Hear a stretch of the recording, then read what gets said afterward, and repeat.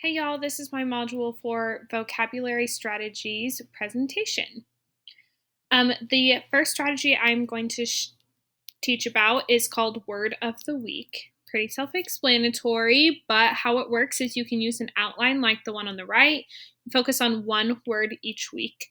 I got this outline from the list of 15 vocabulary strategies that was posted in our class.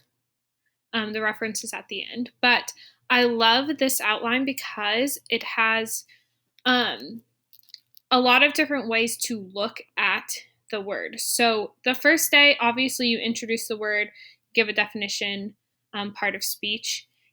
But then on Tuesday, the student describes it in their own words. Wednesday, they have a picture to represent it, a sentence, a synonym, antonym, and just really gives a deeper understanding of the word because you are looking at it and not just word and definition. So I did an example for some way I could use it in my class. So I teach math, so I chose the word parabola. Symmetrical open plane curve is the definition of it. But in my own words, I always describe it as U-shaped curve. I've obviously used it before. That's a picture of one.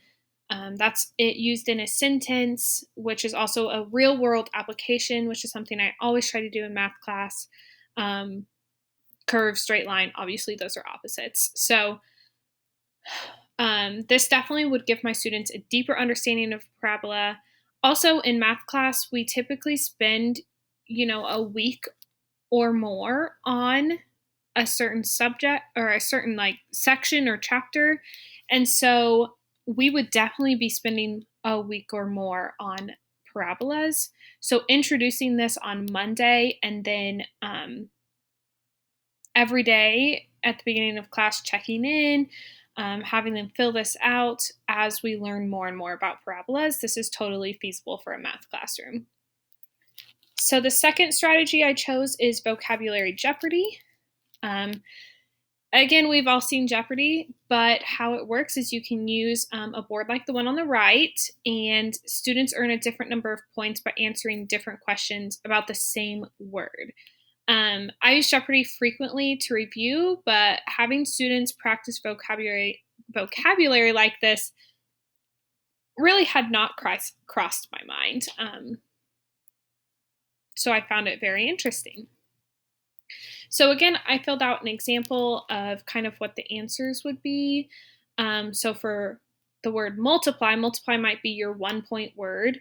They could give a definition, synonym, antonym, use it in a sentence. You could also incorporate other things like, I think the picture, being able to picture the word is really important. And so that could be another category. Also, for math class, like I said earlier, I really try to always tie it back to something real life because my students are always asking me, why do I need to learn this? When am I going to use it? And so that could be one of the categories is when will you see this in your everyday life? How can you use this in your life? So there's lots that you could do to kind of switch this up and make it fit your words and your particular classroom. And here is that reference.